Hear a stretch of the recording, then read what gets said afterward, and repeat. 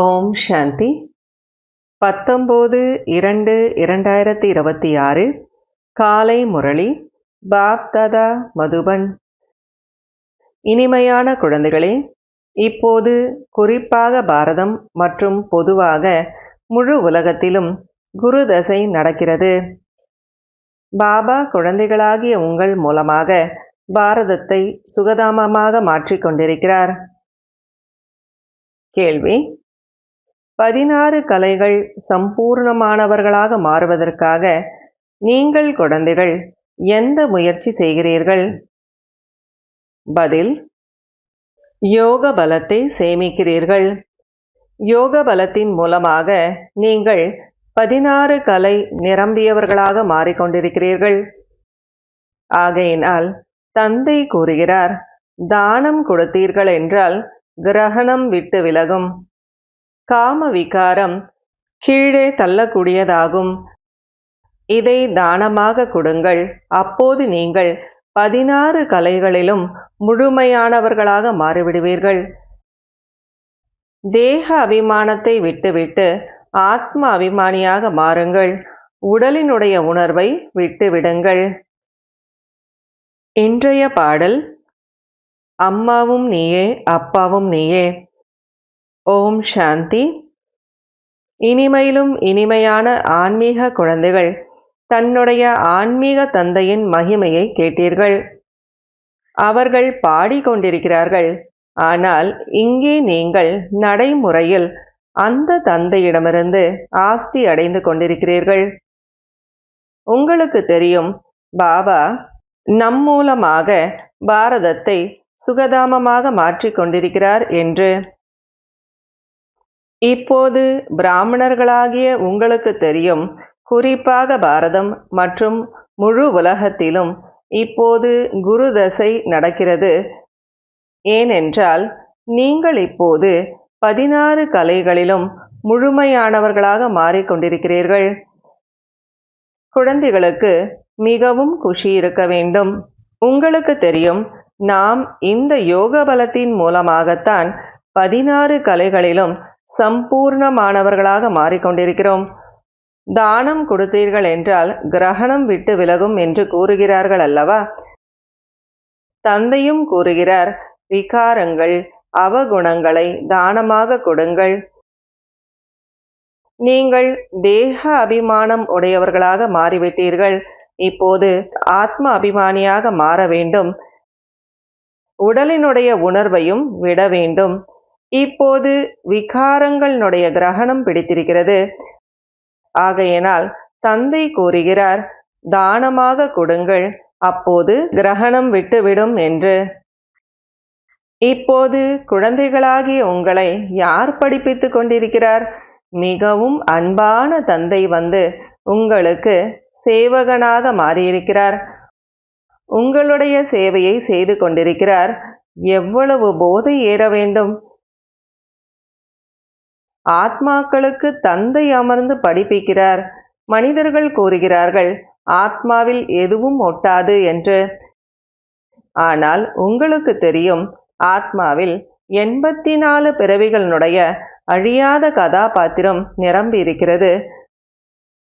ஆகையினால் ஆத்மாவை நிர்லேப், அதாவது எதுவுமே ஒட்டாது என்று கூறுவது, இதில் இரவு பகலுக்கான வித்தியாசம் இருக்கிறது.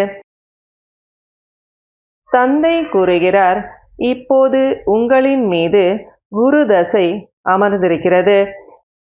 நான் உங்களை சொர்க்கத்துக்கு எஜமானர்களாக மாற்றியிருந்தேன். இப்போது மீண்டும் ராவணன் மூலமாக ராகு தசை அமர்ந்துவிட்டது. இப்போது நீங்கள் முயற்சி செய்து கொண்டிருக்கிறீர்கள். அப்போது இதயத்தில் தனக்குத்தானே கேட்டுக்கொள்ளுங்கள், எனக்குள் சிறிய பெரிய முள் ஏதாவது இருக்கிறதா என்று. காமத்தின் முள் இல்லைதானே? கோபத்தினுடைய சிறிய முள் கூட மிகவும் கெடுதலை ஏற்படுத்தும். தேவதைகள் குரோதி, அதாவது கோபப்படக்கூடியவர்களாக இல்லை, கோபப்படக்கூடியவர்களாக இருக்க மாட்டார்கள். சங்கரர் கண்ணை திறந்தால் அழிந்துவிடும் என்று காண்பிக்கிறார்கள். இது கூட ஒரு கலங்கத்தை சுமத்தி இருக்கிறார்கள். அழிவு நடந்தேதான் தீரும். இந்த நேரத்தில் மனிதர்கள் முள் போல இருக்கிறார்கள். ஆகையினால் இதை முள்காடு என்று சொல்லப்படுகிறது. சத்யுகம் மலர் தோட்டமாகும். நீங்கள் பார்க்கிறீர்கள் பாபா எப்படி தோட்டத்தை உருவாக்குகிறார் என்று. மோஸ்ட் பியூட்டிஃபுல், மிகவும் அழகாக உருவாக்குகிறார். அனைவரையும் அழகாக மாற்றுகிறார். ஏனென்றால் அவர் எவர் ஹசீன், அதாவது எப்போதுமே அழகானவராக இருக்கிறார். அதாவது சிவபாபா எப்பயுமே அழகானவராக இருக்கார். அனைத்து மணப்பெண்களையும், அதாவது குழந்தைகளை அழகாக மாற்றுகிறார். இப்போது குழந்தைகளாகிய உங்களுக்கு குஷி இருக்க வேண்டும், நம்மீது குருதசை அமர்ந்திருக்கிறது என்று. பாபா இன்னைக்கு குருதசை அமர்ந்திருக்கிறத பற்றி அந்த குஷி இருக்கணும்னு சொல்லிக்கிட்டே இருக்கிறாங்க. அரை கல்பம் சுகம், அரை கல்பம் துக்கம், இதில் கூட நன்மை என்ன இருக்கிறது? இல்லை. 3/4 பங்கு சுகம், 1/4 பங்கு துக்கம் இருக்கும். இவ்வாறு நாடகம் உருவாக்கப்பட்டிருக்கிறது. நிறைய பேர் கேட்பார்கள், நாடகம் ஏன் இப்படி உருவாக்கப்பட்டிருக்கிறது என்று. அட, இது அனாதியாகும், ஆதியும் இல்லை அந்தியமும் இல்லை. இதற்கு ஏன் இவ்வாறு உருவாக்கப்பட்டிருக்கிறது? இந்த கேள்வியே எழும்ப முடியாது. இது உருவாக்கப்பட்ட நாடகம். இதில் ஒருபோதும் யாருக்கும் மோட்சம் கிடைக்காது. பாடலும் இருக்கிறதல்லவா, நாலாபுறங்களிலும் சுற்றி வந்தோம், இருந்தாலும் இறைவா உன்னிடமிருந்து தூரமாக இருந்தோம் என்று. இப்பொழுது தந்தை உங்களுக்கு மிகவும் நல்ல யாத்திரையை கற்பிக்கிறார். இதில் எந்த ஒரு கடினமும் கிடையாது. தந்தை கூறுகிறார், என்னை மட்டும் நினைவு செய்யுங்கள், அப்போது உங்களுடைய விகர்மங்கள் விநாசமாகும் என்று. மிகவும் நல்ல யுக்தியை நமக்கு கூறுகிறார். நீங்கள் பிராமணிகள், உங்களுடைய ஆதாரம் முரளியின் மீது இருக்கிறது. முரளி உங்களுக்கு கிடைக்கவில்லை என்றால் ஸ்ரீமத் எவ்வாறு நீங்கள் அடைவீர்கள்? ஒரே ஒரு பிராமணி மட்டும்தான் முரளியை படிக்க வேண்டும் என்பது கிடையாது. யார் வேண்டுமானாலும் முரளியை படித்து கூற முடியும். ஆகையினால் இன்று நீங்கள் படியுங்கள் என்று கூற வேண்டும். அதாவது நிறைய பேர் இருக்காங்க அப்படின்னா ஒருத்தரை தான் முரளி படிக்கணும்னு இல்லை. பாபா சொல்றாங்க, இன்னைக்கு நீங்க படிங்கன்னு எல்லாருமே முரளி படிக்கலாம், ஒருத்தரை தான் படிக்கணும்னு கிடையாது அப்படிங்கிறார் பாபா. பாபா வீடு கட்டுவதற்காக எந்த ஒரு தடை விதிப்பது கிடையாது. தாராளமாக கட்டுங்கள்.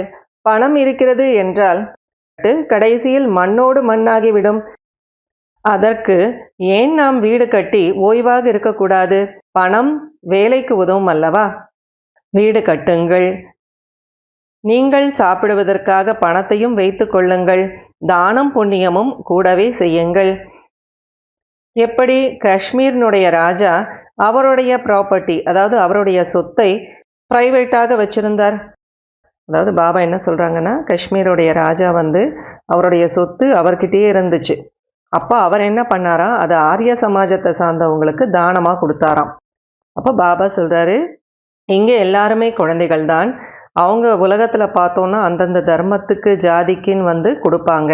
ஆனால் இங்கே அந்த மாதிரி விஷயம் எல்லாம் கிடையாது.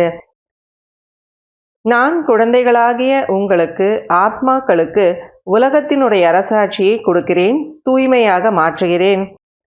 டிராமாவினுடைய திட்டத்தின்படி பாரதவாசிகள் தான் ராஜ்ய பாக்கியத்தை அடைகிறார்கள். குழந்தைகளாகிய உங்களுக்கு தெரியும், இப்போது நம் மீது குரு தசை அமர்ந்திருக்கிறது என்று. பக்தி மார்க்கத்திலும் கூட வியாபாரிகள் பணம் எடுத்து வைப்பார்கள் தர்மத்திற்காக. அதற்கான பலன் அல்ப காலத்திற்காக அடுத்த பிறவியில் கிடைக்கிறது.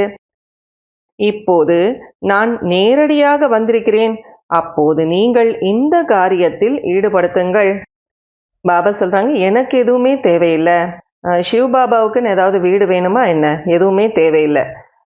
அனைத்தும் பிராமணர்களாகிய உங்களுக்குத்தான். தந்தைக்கு குழந்தைகள் மீது அன்பு இருக்கிறது. இவ்வளவு அன்பு வேறு யாருக்குமே இருக்க முடியாது. குழந்தைகளுக்கு எவ்வளவு புரிய வைக்கிறார், முயற்சி செய்யுங்கள் என்று. மற்றவர்களுக்கு புரிய வைப்பதற்கும் கூட யுக்தி படையுங்கள். ஆகையினால் 3 அடி நிலம், இதில் பெண் குழந்தைகள் சென்று புரிய வைக்கலாம். யாராவது பெரிய மனிதர்களுடைய ஹால், அதாவது இடம் இருந்தது என்றால் அங்கே சென்று படங்களை வைத்து விடுங்கள். 1 மணி நேரம், 2 மணி நேரம் காலை மற்றும் மாலையில் சென்று அங்கே நீங்கள் வகுப்பு நடத்த முடியும்.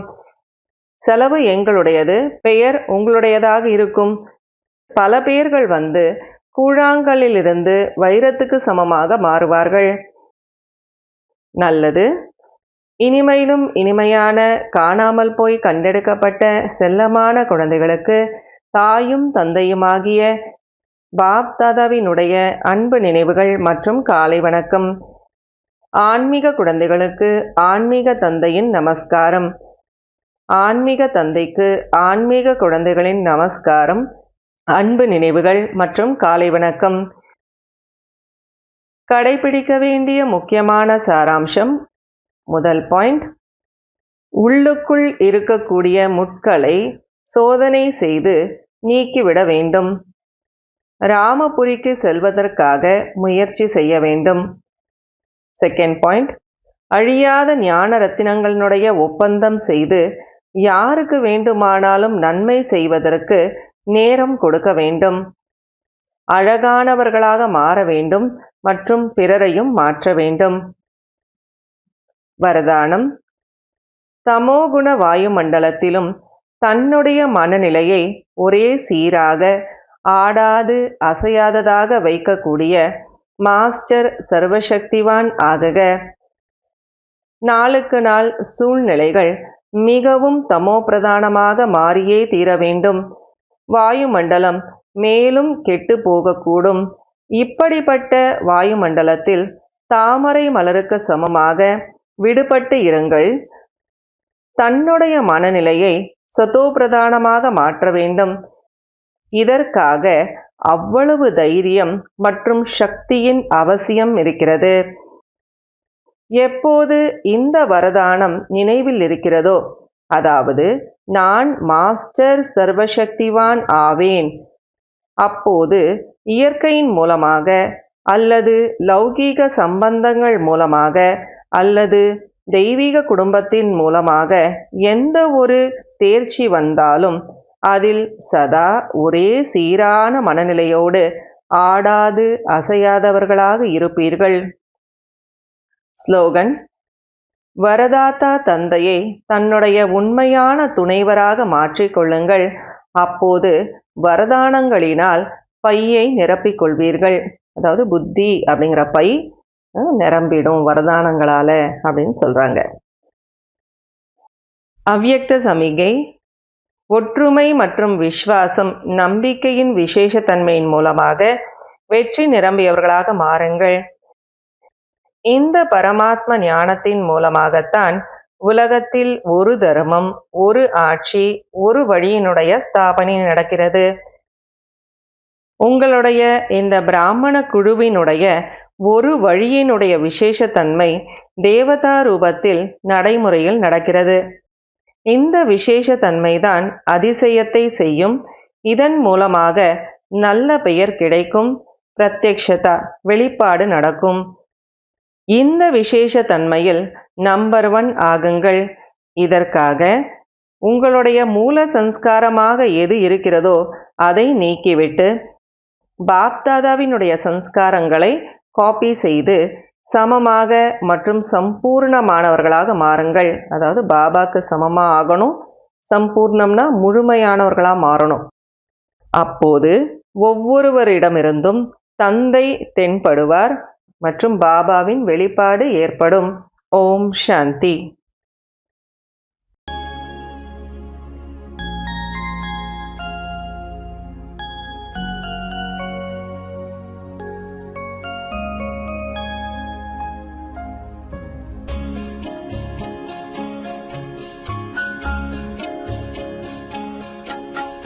Dina